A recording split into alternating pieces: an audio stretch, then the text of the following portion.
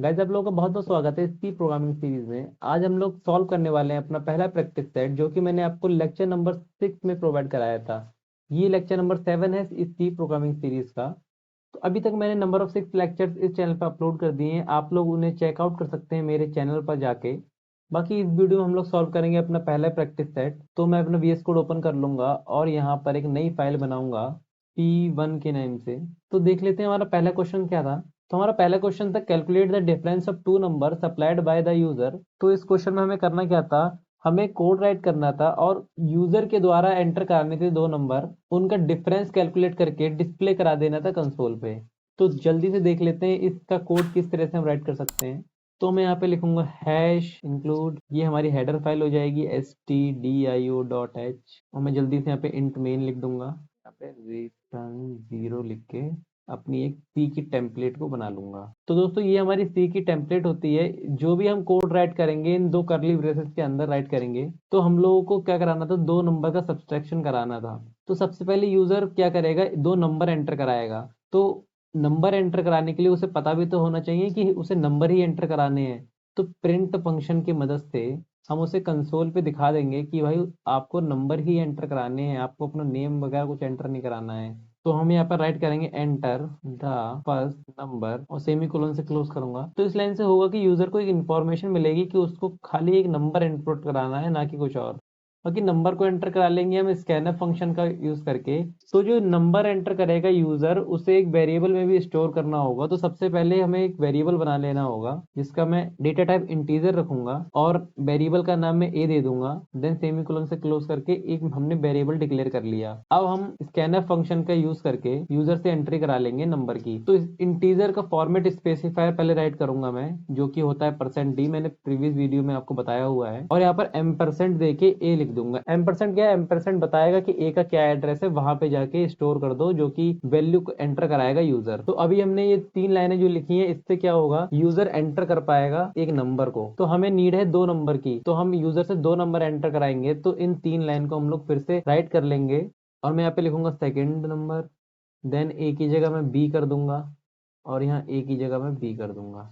तो अब होगा क्या, यूजर एंटर कर पाएगा दो नंबर्स को, जैसे कि एक एंड दो। तो अब हमने दो नंबर की एंट्री करा ली है यूजर से। अब इनका डिफरेंस निकाल के उसे शो करना है। तो सबसे पहले इसका डिफरेंस कैलकुलेट कर लेते हैं। मैं एक वेरिएबल बनाऊंगा सी नाम का, उसका डेटा टाइप रखूंगा इंटीजर और उसमें डाल दूंगा ए माइनस बी की वैल्यू। और इस सी वेरिएबल में जिसमें मैंने a माइनस बी की वैल्यू स्टोर की है, उसे प्रिंट करा दूंगा कंसोल पे प्रिंटफ फंक्शन का यूज करके। यहाँ पे मैं लिखूंगा the difference of a and b। दोस्तों मैं अभी आप लोगों को बताऊंगा कि मैंने %d a और b की जगह पे क्यों लिखा हुआ है। The difference of a and b is %d। तो दोस्तों मैंने जो पहला %d लिखा हुआ है वो मैंने लिखा है वेरिएबल a के लिए। ये मैंने क्यों लिखा, मान लीजिए यूजर ने एंटर करा 5 किसके अंदर, ए के अंदर, तो उसे यहाँ पर 5 दिख जाएगा इस %d की जगह। वो कैसे दिखेगा मैं अभी आप लोगों को बताता हूँ। मैं यहाँ पर राइट करूंगा पहले a comma b comma c। इससे होगा क्या, जो a की वैल्यू है वो इस पहले वाले %d के अंदर चली जाएगी और जो b की वैल्यू है वो दूसरे %d के अंदर चली जाएगी और जो कैलकुलेट होके आएगा हमारा डिफरेंस a और b का, वो तीसरे वाले %d के अंदर चली जाएगी। तो हम लोग इसे रन करके देख लेते हैं। पहले हमें एंटर कराना है पहला नंबर, मैंने 5 एंटर कराया।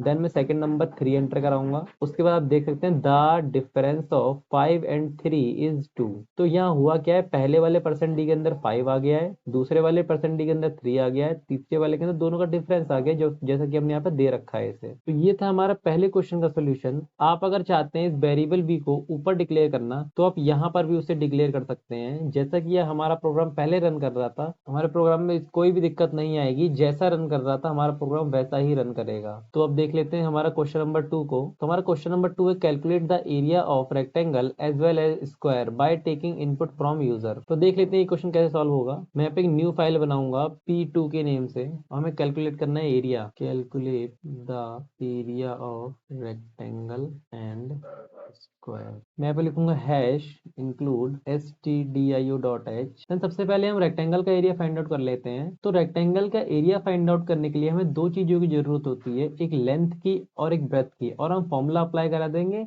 L इंटू बी का। उससे क्या होगा, हमारा रेक्टेंगल का जो एरिया होगा वो फाइंड आउट होके आ जाएगा। तो मैं यहाँ पे लिखूंगा इंट मेन। तो दोस्तों हमें दो चीजों की जरूरत पड़ने वाली है, एक लेंथ की और एक ब्रेथ की। तो जो हमारा यूजर होगा उसे दो चीजें एंटर करनी पड़ेंगी, एक लेंथ और एक ब्रेथ। उससे क्या होगा, हमारे पास दो वैल्यू आ जाएंगी, देन हम उससे कैलकुलेट करके बता देंगे कि उसका एरिया क्या होने वाला है। तो कुछ इसी तरीके से हमारा कोड रहने वाला है, क्योंकि इसमें भी हमने दो वेरिएबल बना के दो एंट्रियां कराई हैं यूजर से। तो मैं क्या करूंगा, इस कोड को यहाँ से कॉपी करूंगा और यहाँ पर पेस्ट करूंगा। मैं थोड़े से स्लाइड चेंजेस करके इसे मॉडिफाई कर दूंगा। यहाँ मैं लिखूंगा enter the length of rectangle and मैं यहाँ पर लिखूंगा enter the width of rectangle. तो इन 4 लाइन से होगा क्या, पहली लाइन जो प्रिंटफ वाली है उससे पता चलेगा यूजर को कि लेंथ एंटर करानी है उसे ए वेरिएबल के अंदर, देन उसे ब्रेथ एंटर करानी है बी वेरिएबल के अंदर। तो इन दो वेरिएबल के अंदर हमारे पास लेंथ और ब्रेथ की वैल्यू आ जाएगी, देन हम एल इंटू बी का फॉर्मूला लगा देंगे, यानी लंबाई इंटू चौड़ाई का फॉर्मूला लगा। अब मैं क्या करूंगा, इस वेरिएबल का नेम चेंज करके इसका नेम एल रख दूंगा। उससे क्या होगा, मैं स्पेसिफाई कर पाऊंगा कि एल के अंदर हमारी लेंथ आने वाली है और बी के अंदर हमारी ब्रेथ आने वाली है। तो जहां जहां ए मैंने राइट करा था वहां मैं एल कर देता हूँ। और जो हमारा फॉर्मूला होता है रेक्टेंगल के एरिया का, वो होता है लंबाई इंटू चौड़ाई, यानी एल इंटू बी।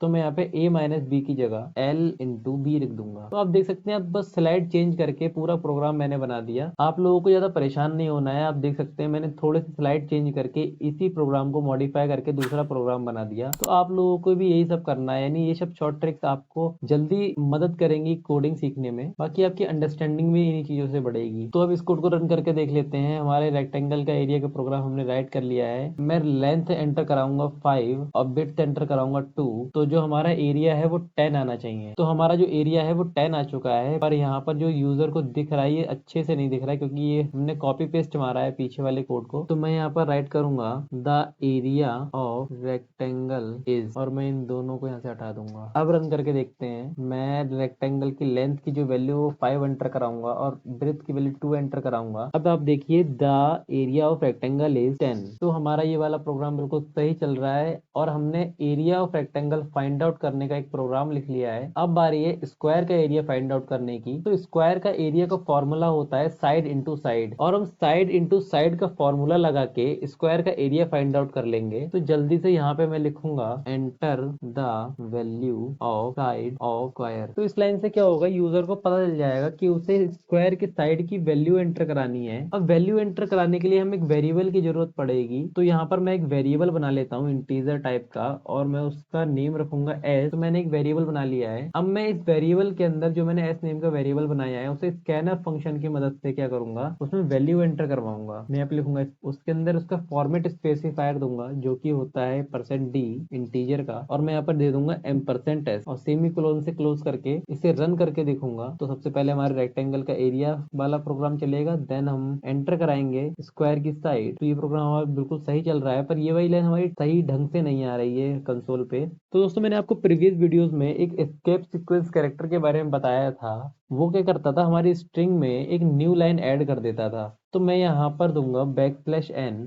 इससे क्या होगा, हमारे एरिया वाली लाइन में एक न्यू लाइन ऐड हो जाएगी, और जो स्क्वायर की वैल्यू एंटर करानी है वो एक न्यू लाइन में आएगी। तो इसे रन करा के देखता हूँ। तो आप देख सकते हैं ये वाली लाइन इस लाइन के बाद आई है, क्योंकि मैंने यहाँ पे एक एस्केप सीक्वेंस कैरेक्टर का यूज करा है \n का। अब हमने स्कैनर फंक्शन का यूज करके यूजर से एंट्री तो करा ली स्क्वायर के साइड की, पर जो स्क्वायर का एरिया हम लोग फाइंड आउट कराएंगे उसके लिए एक फॉर्मूला यूज करेंगे साइड इंटू साइड का। तो कैलकुलेशन करने के लिए मैं एक दूसरा वेरिएबल बना लूंगा जो कि स्टोर करेगा स्क्वायर का एरिया। मैं यहाँ पे एक इंटीजर टाइप का वेरिएबल बनाऊंगा, उसका नेम मैं रखूंगा d, और इसके अंदर स्टोर कर दूंगा स्क्वायर का एरिया।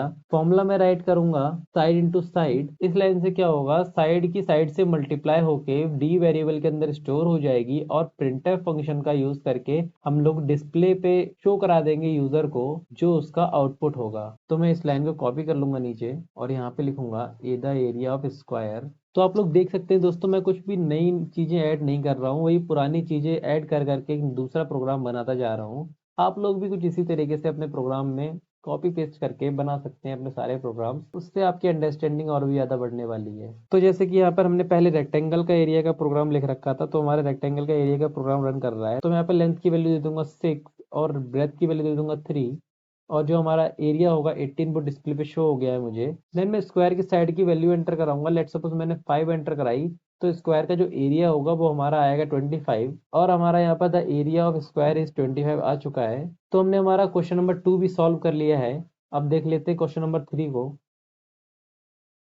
हमारा क्वेश्चन नंबर 3 है कैलकुलेट द सिंपल इंटरेस्ट। तो हमें थर्ड प्रोग्राम बनाना है सिंपल इंटरेस्ट फाइंड करने का। तो मैं यहाँ पे P3 नाम की एक फाइल बना लूंगा। तो सिंपल इंटरेस्ट फाइंड करने के लिए हमें तीन चीजों की जरूरत पड़ती है। पहला प्रिंसिपल अमाउंट, दूसरा रेट हो गया और तीसरा हो गया टाइम। अब तीन चीजें हैं तो हमें तीन वेरिएबल की जरूरत पड़ेगी इस प्रोग्राम को राइट करने के लिए और 3 बार यूजर को बताना पड़ेगा कि उसे कौन से वेरिएबल में क्या एंटर कराना है। तो जल्दी से इस प्रोग्राम को बना लेते हैं। तो मैं जल्दी से हमारा जो प्रोग्राम नंबर 2 था इसे कॉपी करूंगा यहाँ से और कॉपी करके इस प्रोग्राम नंबर 3 में पेस्ट कर दूंगा, क्योंकि मैं बहुत ज़्यादा आलसी हूँ, कोड लिखता नहीं हूँ, खाली कॉपी पेस्ट पे काम चला रहा हूँ आजकल। और मैं यहाँ पर जो हमने तीन वेरिएबल बनाए थे उनका नेम चेंज कर देता हूँ। पहले पहले हम प्रिंसिपल अमाउंट को एंटर कराएंगे तो मैं यहाँ पे पी लिख दूंगा। देन रेट, किस रेट पे हमने पैसे दिए किसी को, तो यहाँ पे आर लिख दूंगा और टी कि कितने टाइम के बाद वो हमें लौटाएगा। और मैं यहाँ पर यूजर को बता दूंगा कि उसे एंटर करना है प्रिंसिपल अमाउंट, तो मैं यहाँ पे लिखूंगा एंटर द प्रिंसिपल अमाउंट और मैं एल की जगह पी कर दूंगा। और मैं यहाँ पर लिखूंगा एंटर द रेट। उससे क्या होगा, हमारे यूजर को पता चल जाएगा कि उसे रेट की वैल्यू एंटर करानी है आर वेरिएबल के अंदर। तो मैं बी की जगह आर लिख दूंगा और इस लाइन को यहाँ से हटा दूंगा और इस लाइन को भी यहाँ से हटा दूंगा, क्योंकि हम एरिया वेरिया थोड़ा फाइंड कर रहे हैं। और इस लाइन को भी यहाँ से हटा दूंगा और मैं इस लाइन की हेल्प से बताऊंगा कि यूजर को टाइम एंटर कराना है। तो मैं यहाँ पे लिखूंगा एंटर द टाइम और मैं इस एस की जगह टी राइट कर दूंगा, क्योंकि जो यूजर एंटर कराएगा टाइम की वैल्यू वो टी वेरिएबल के अंदर स्टोर हो जाएगी जाके। देन हम लोग फॉर्मूला अप्लाई करेंगे सिंपल इंटरेस्ट का। तो मैं साइड इंटू साइड की जगह लिख दूंगा P into R into T और इस पूरे को डिवाइड कर दूंगा 100 से। तो ये हमारा फॉर्मूला होता है सिंपल इंटरेस्ट का, principal into rate into time upon में 100। देन अब बारी आएगी यूजर को डिस्प्ले कराने की आउटपुट। तो मैं यहाँ पर राइट करूंगा द सिंपल इंटरेस्ट इज। तो सबसे पहले मैं एंटर कराऊंगा प्रिंसिपल अमाउंट। लेट सपोज हमारा प्रिंसिपल अमाउंट हो गया 63। देन रेट मैंने दिया 2 और टाइम मैंने दिया 2 साल का। तो जो हमारा सिंपल इंटरेस्ट है वो 2 निकल के आएगा। उसी तरीके से मान लीजिए मैंने प्रिंसिपल अमाउंट दिया 5400 और रेट दिया मैंने 25% का एंड टाइम दिया मैंने 1 साल। तो जो हमारा सिंपल इंटरेस्ट है वो 1350 निकल के आएगा। तो दोस्तों हमने अपने क्वेश्चन नंबर 3 को भी सॉल्व कर लिया है। अब देख लेते हैं हमारा जो चौथा क्वेश्चन था। तो इस क्वेश्चन में हमें क्या करना है, रेक्टेंगल का पेरीमीटर फाइंड करना है। तो मैं यहाँ पर P4 नाम से एक फाइल बना लूंगा। तो हमें इस क्वेश्चन में सॉल्व करना है रेक्टेंगल का पेरीमीटर। और पेरीमीटर फाइंड करने के लिए हमें दो चीजों की जरूरत होती है, एक लेंथ की और एक ब्रेथ की। तो हमें इस क्वेश्चन में दो वेरिएबल बनाने पड़ेंगे, पहला एल और दूसरा बी। और 2 बार ही यूजर को बताना पड़ेगा कि उसे क्या क्या एंट्री करानी है। तो मैं जल्दी से कॉपी कर लूंगा जो हमने एरिया ऑफ रेक्टेंगल का कोड लिखा था। मैं यहाँ से इसे कॉपी पेस्ट मारूंगा और मैं थोड़ा सही कर लेता हूँ, रिटर्न 0 और यहाँ पर मैं करली ब्रेसेस लगा के इसे क्लोज कर दूंगा। तो हमें इस क्वेश्चन में करना क्या है, हमने एल एक वेरिएबल बना रखा है, बी वेरिएबल बना रखा है और लेंथ और ब्रेथ की दोनों की हमने वैल्यू एंटर करा रखी है यूजर से। इस तीसरे वेरिएबल को भी मैं यहाँ से हटा देता हूँ और मैं करूंगा क्या, ये जो हमारा सी वेरिएबल हम लोगों ने बना रखा है इसके अंदर ये जो फॉर्मूला मैंने एल इंटू बी जो रेक्टेंगल के एरिया का फॉर्मूला था इसे हटा के मैं यहाँ पर राइट कर दूंगा पेरीमीटर का फॉर्मूला, जो कि होता है 2 multiply bracket L plus B और यहाँ एरिया की जगह मैं राइट करूंगा पेरीमीटर। और इस प्रोग्राम को रन करके देखूंगा तो आप लोग देख सकते हैं कि जो हमारा प्रोग्राम है वो सही से रन हो रहा है। और लेंथ की मैं जो वैल्यू है वो एंटर करने वाला हूँ 6 और ब्रेथ की वैल्यू एंटर कराने वाला हूँ 2। तो जो हमने लेंथ और ब्रेथ की वैल्यू एंटर कराई है उसके हिसाब से जो पेरीमीटर की वैल्यू आएगी वो 16 आएगी। तो देखते हैं कि ये प्रोग्राम हमारा सही से वैल्यू दे रहा है नहीं दे रहा है। तो आप लोग देख सकते हैं the perimeter of rectangle is 16। तो हमारा आंसर बिल्कुल सही आ रहा है। मैंने बिल्कुल आप लोगों को डिटेल में बताया इन चारों क्वेश्चंस में क्या हुआ है और किन चीजों का यूज मैंने कहाँ पे किस लिए कैसे करा है। तो अगर आप लोगों को ये चारों क्वेश्चन समझ में आए हो तो मुझे कमेंट सेक्शन में यस लिख के सेंड कीजिएगा। बाकी मैंने इस वीडियो के माध्यम से पूरी कोशिश करी है अपने जो पहला प्रैक्टिस सेट था उसे अच्छे से ब्रेक डाउन करने की। और मैं इस चैनल पे और भी वीडियोस लाने वाला हूँ सी प्रोग्रामिंग से और अदर प्रोग्रामिंग लैंग्वेज से रिलेटेड। तो आप लोग इसे सब्सक्राइब करना ना भूलें। बाकी आप क्या है, जो भी मैं प्रैक्टिस सेट दे रहा हूँ आप लोगों को उससे आप कोशिश करें कि अपने आप सॉल्व कर पाएं, वरना जो भी मैं प्रैक्टिस सेट आपको दूंगा उसकी सेपरेट वीडियो सोल्यूशन भी आपको प्रोवाइड कराऊंगा। आई होप जो भी मैंने आप लोगों को इस वीडियो में बताया वो आप लोग अच्छे समझ में आया होगा। तो thank you guys for watching this video.